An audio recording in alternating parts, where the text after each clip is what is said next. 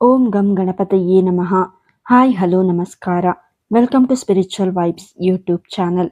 2026ನೇ ವರ್ಷದ ಮೊದಲ ಚಂದ್ರಗ್ರಹಣ 12 ರಾಶಿಗಳ ಮೇಲೆ ವಿಭಿನ್ನ ಪರಿಣಾಮವನ್ನು ಬೀರಲಿದೆ. ಇದರಿಂದ ಯಾವ ರಾಶಿಗೆ ಉತ್ತಮ ಫಲ ಸಿಗಲಿದೆ, ಯಾವ ರಾಶಿಯವರು ಜಾಗರೂಕರಾಗಿರಬೇಕು ಎಂದು ಈ ವಿಡಿಯೋದಲ್ಲಿ ತಿಳಿಯೋಣ. 2026ರ ಆರಂಭದಲ್ಲಿ ವರ್ಷದ ಮೊದಲ ಚಂದ್ರಗ್ರಹಣ ಸಂಭವಿಸಲಿದೆ.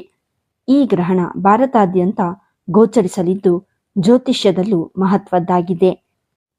ಜ್ಯೋತಿಷ್ಯದಲ್ಲಿ ಗ್ರಹಣಗಳನ್ನು ಅಶುಭವೆಂದು ಪರಿಗಣಿಸಲಾಗುವುದು. ಅಂದ ಹಾಗೆ ಈ ಬಾರಿ ಚಂದ್ರಗ್ರಹಣ ಮಾರ್ಚ್ 3 ಹೋಳಿ ಹುಣ್ಣಿಮೆಯಂದು ಸಂಭವಿಸುತ್ತದೆ. ಈ ದಿನ ಕೇತು ಜೊತೆಗೆ ಚಂದ್ರನು ಸಿಂಹರಾಶಿಯಲ್ಲಿ ಇರುತ್ತಾನೆ ಮತ್ತು ರಾಹು ಚಂದ್ರನ ಮೇಲೆ ಪೂರ್ಣ ದೃಷ್ಟಿಯನ್ನು ಹೊಂದಿರುತ್ತಾನೆ. ಇದರಿಂದಾಗಿ ಈ ಚಂದ್ರಗ್ರಹಣ ತುಂಬಾ ಪರಿಣಾಮಕಾರಿಯಾಗಿದೆ. ಈ ಸಮಯದಲ್ಲಿ ಕೆಲ ರಾಶಿಯವರು ಜಾಗರೂಕರಾಗಿರಬೇಕು. ಹಾಗಾದರೆ ವರ್ಷದ ಮೊದಲ ಚಂದ್ರಗ್ರಹಣ ಯಾವ ರಾಶಿಯವರಿಗೆ ತೊಂದರೆಗಳನ್ನು ತರಬಹುದು? ಯಾವ ರಾಶಿಯವರು ಈ ಸಮಯದಲ್ಲಿ ಜಾಗರೂಕರಾಗಿರಬೇಕು? 12 ರಾಶಿಗಳ ಭವಿಷ್ಯ ಹೇಗಿದೆ ಎಂದು ತಿಳಿಯೋಣ. ಮೇಷರಾಶಿ. ಮೇಷರಾಶಿಯವರು ಚಂದ್ರಗ್ರಹಣದ ಸಮಯದಲ್ಲಿ ತುಂಬ ಜಾಗರೂಕರಾಗಿರಬೇಕು. ಈ ದಿನ ವಾಹನ ಚಲಾಯಿಸುವಾಗ ಜಾಗರೂಕರಾಗಿರಿ. ಸಂಚಾರದ ವೇಳೆ ಮೊಬೈಲ್ ಫೋನ್ ಬಳಕೆ ಹಾಗೂ ಇನ್ನಿತರ ಕರೆಗಳಲ್ಲಿ ಮೈಮರೆಯುವುದು ಅಪಘಾತಕ್ಕೆ ಕಾರಣವಾಗಬಹುದು. ವೇಗದ ಚಾಲನೆ ಒಳ್ಳೆಯದಲ್ಲ. ಮೋಸ, ವಂಚನೆ ಹಾಗೂ ಇತರರ ಮನಸ್ಸಿಗೆ ನೋವಾಗುವಂತೆ ನಡೆದುಕೊಳ್ಳುವುದು ತುಂಬ ಕೆಟ್ಟ ಪರಿಣಾಮವನ್ನುಂಟು ಮಾಡಲಿದೆ. ಈ ದಿನ ಶನಿ ದೇವನನ್ನು ಆರಾಧನೆ ಮಾಡುವುದು ಉತ್ತಮ. ವೃಷಭ ರಾಶಿ.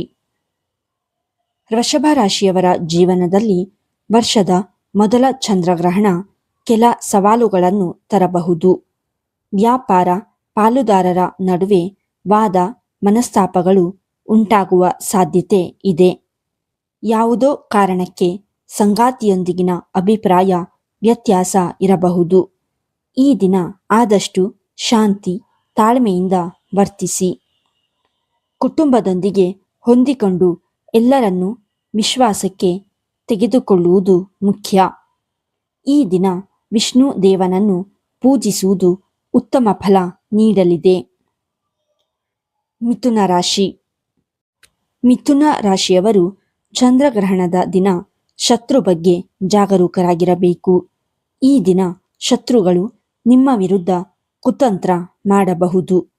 ಬಹು ದಿನಗಳ ಶತ್ರುಗಳ ಪ್ರಯತ್ನ ಈ ಸಮಯದಲ್ಲಿ ಈಡೇರುವ ಸಾಧ್ಯತೆಗಳು ಇವೆ. ಹೀಗಾಗಿ ಯಾರನ್ನು ನಂಬಿ ನಿಮ್ಮ ಕೆಲಸವನ್ನು ವಹಿಸುವುದು ನಷ್ಟಕ್ಕೆ ಆಹ್ವಾನ ಮಾಡಿದಂತಾಗಬಹುದು. ಈ ಸಮಯದಲ್ಲಿ ನಿಮ್ಮ ಕೆಲಸಗಳನ್ನು ನೀವು ಮಾಡಿ. ಯಾರನ್ನು ನಂಬಿ ಹಣ ನೀಡುವುದು ತರವಲ್ಲ. ಕರ್ಕರಾಶಿ. ಈ ದಿನ ದುಷ್ಟ ಜನರ ಸಹವಾಸಕ್ಕೆ ನಿಮ್ಮ ಮಕ್ಕಳು ಹೋಗದಂತೆ ನೋಡಿಕೊಳ್ಳಿ. ಮಕ್ಕಳ ಬಗ್ಗೆ ಹೆಚ್ಚಾಗಿ ಕಾಳಜಿ ವಹಿಸುವುದು ತುಂಬ ಮುಖ್ಯ. ಈ ಸಮಯದಲ್ಲಿ ಮಕ್ಕಳು ಕೆಟ್ಟ ಹಾದಿ ಹಿಡಿಯಬಹುದಾದ ಸಾಧ್ಯತೆಗಳು ಹೆಚ್ಚು. ಗ್ರಹಗತಿಗಳ ಸ್ಥಾನ ನಿಮ್ಮನ್ನು ಕೆಟ್ಟದರ ಕಡೆಗೆ ಆಕರ್ಷಿಸಬಹುದು. ಹೀಗಾಗಿ ಗ್ರಹಣದ ಸಮಯದಲ್ಲಿ ಒಳ್ಳೆಯ ಕಾರ್ಯಗಳನ್ನು ಮಾಡುವಲ್ಲಿ ಸಮಯ ಕಳೆಯುವುದು ತುಂಬ ಅದ್ಭುತ ಫಲಗಳನ್ನು ನೀಡಲಿದೆ. ಸಿಂಹರಾಶಿ. ಸಿಂಹರಾಶಿಯವರು ಗ್ರಹಣದ ದಿನ ಹಣಕಾಸಿನ ವ್ಯವಹಾರಕ್ಕೆ ಬ್ರೇಕ್ ಹಾಕುವುದು ಉತ್ತಮ. ಈ ದಿನ ಭೂಮಿ, ವಾಹನ ಇತ್ಯಾದಿ ಕೆಲಸಗಳಲ್ಲಿ ಜಾಗರೂಕರಾಗಿರಿ. ದಾಖಲಾತಿಗಳಿಗೆ ಸಹಿ ಹಾಕುವಾಗ ನೀಡುವಾಗ 100 ಬಾರಿ ಯೋಚಿಸಿ.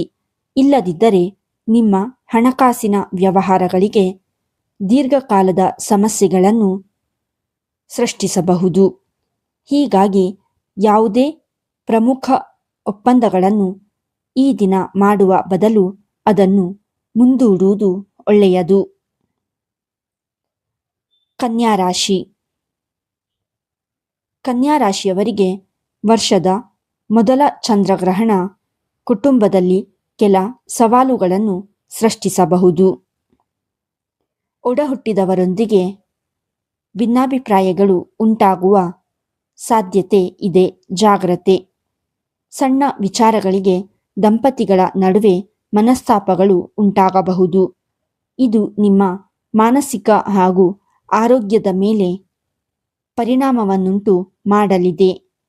ಹೀಗಾಗಿ ಈ ಸಮಯದಲ್ಲಿ ದಾನದಂತಹ ಕಾರ್ಯಗಳಲ್ಲಿ ತೊಡಗಿಸಿಕೊಳ್ಳುವುದು ನಿಮ್ಮ ಪುಣ್ಯದ ಫಲವನ್ನು ಹೆಚ್ಚಿಸಲಿದೆ.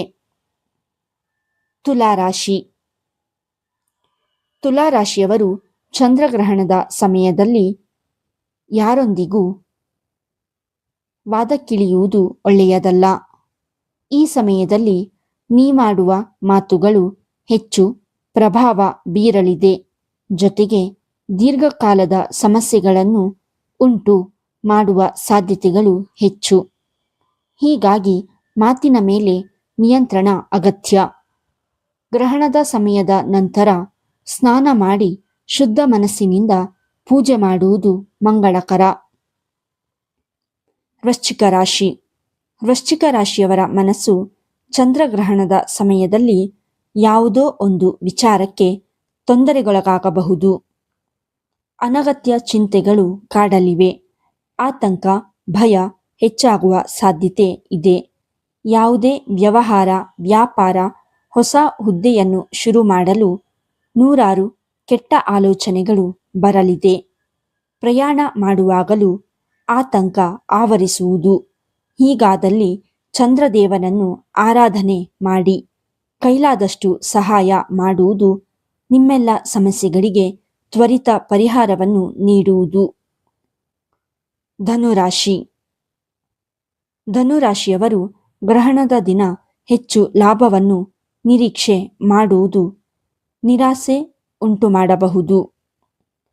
ಈ ಸಮಯದಲ್ಲಿ ನಿಮ್ಮ ಆದಾಯ ಕಡಿಮೆಯಾಗಿ ಖರ್ಚುಗಳು ಹೆಚ್ಚಾಗುವ ಲಕ್ಷಣಗಳು ಇವೆ. ಇದು ನಿಮ್ಮನ್ನು ಚಿಂತೆಗೀಡು ಮಾಡಬಹುದು. ಆದರೆ ದಿನ ಕಳೆದ ನಂತರ ಎಲ್ಲವೂ ಸರಿ ಹೋಗಲಿದೆ. ನಿಮ್ಮ ಶ್ರಮಕ್ಕೆ ತಕ್ಕಂತೆ ನೀವು ಲಾಭವನ್ನು ಗಳಿಸುವಿರಿ. ಆರ್ಥಿಕ ಜೀವನ ನೆಮ್ಮದಿಯಿಂದ ಕೂಡಿರಲಿದೆ. ಮಕರ ರಾಶಿ. ಮಕರ ರಾಶಿಯವರಿಗೆ ಚಂದ್ರಗ್ರಹಣ ಆದಾಯವನ್ನು ಹೆಚ್ಚಿಸಬಹುದು. ಆದರೆ ಖರ್ಚು ಕೂಡ ಹೆಚ್ಚಾಗಲಿದೆ. ಹೀಗಾಗಿ ಸಮತೋಲನವನ್ನು ಕಾಯ್ದುಕೊಳ್ಳುವುದು ಉತ್ತಮ.